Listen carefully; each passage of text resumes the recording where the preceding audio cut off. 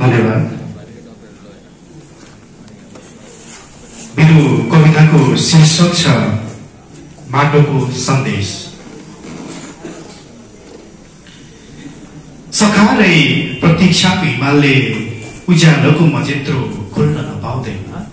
सखारै प्रतीक्षाको हिमालले उज्यालोको मजेत्रो खोल्न नपाउँदै, उमङ्गको पहाडले लोचनको कचेरा बुझ्न नपाउँदै, फाडेर सबलमनको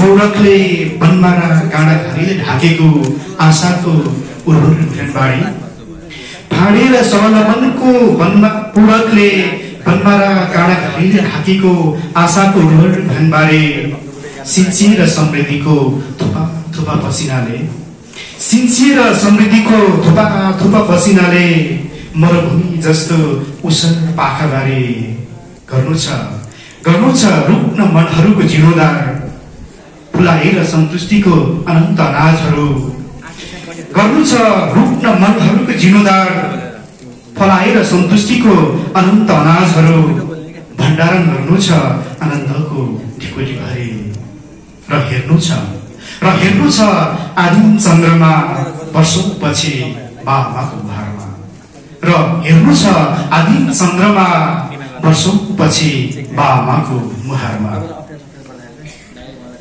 निफनेर परिश्रमको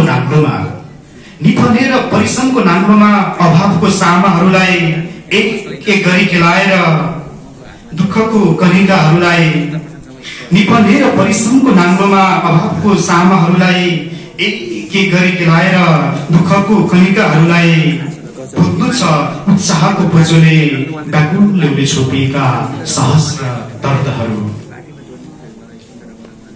पठाउनु छ सन्देश गर्दै साक्षात्कार क्षितिजसँग, पुगेर लक्ष्यको चुमुलुङमा राखिएर बादलको ढाकरभरि बेनदी बतासले उडाइरहेका अनमोल हीराहरूलाई।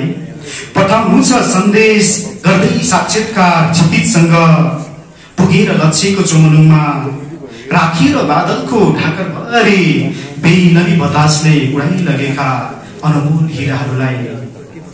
गाँसेर सिंहको देश ससाना खुसीको धागोहरूले ओढेर तारापुञ्जी आकाश बिछाएर स्निग्ध इन्द्रणी धरती जन्माउनु छ स्वर्णिम बिहान, जहाँ मुस्कुराइरहनेछ स्वाधीन नेपाल, जहाँ मुस्कुराइरहनेछ स्वाधीन नेपाल। धन्यवाद।